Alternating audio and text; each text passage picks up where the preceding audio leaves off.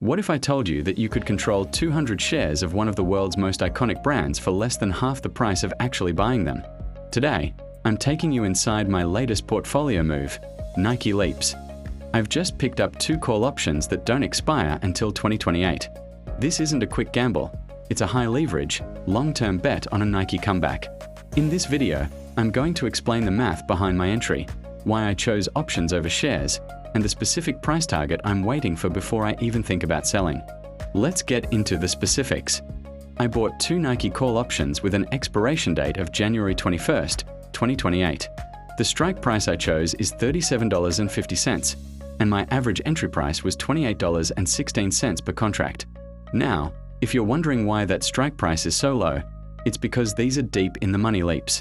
Since Nike is trading well above $37.50 right now, these contracts act very similarly to the stock itself. Every time Nike goes up $1, my option should gain nearly $1 in value as well. But because they expire in 2028, I've basically bought myself over 2 years of time for this trade to work in my favor. The biggest question I get is, why not just buy 200 shares of the stock? Here is the logic. If I wanted to buy 200 shares of Nike at its current price, I'd have to put up over $13,000 of my own cash right now. That's a lot of capital tied up in one spot. By using LEAPS instead, I spent roughly $5,632 to control that exact same amount of stock. This is what we call capital efficiency. I've reduced my total cash outlay by more than half, which frees up the rest of my money to work elsewhere, maybe in a high-yield account or another trade, while still getting the upside of 200 shares. Another huge benefit is defined risk. If something catastrophic happens to Nike and the stock goes to zero, the most I can ever lose is the premium I paid. If you own the shares outright, your total dollar risk is actually much higher. So, what's the plan?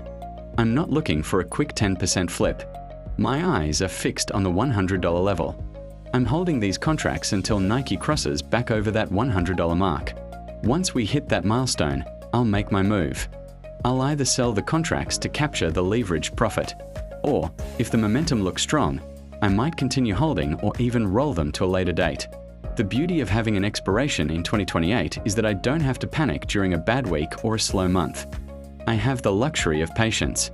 That's my Nike strategy. It's all about using leverage smartly and giving my thesis time to breathe. But I want to hear from you. Where do you think Nike is heading by 2028? Drop your price targets in the comments below. Don't forget to hit like if you found this helpful, and I'll see you in the next video.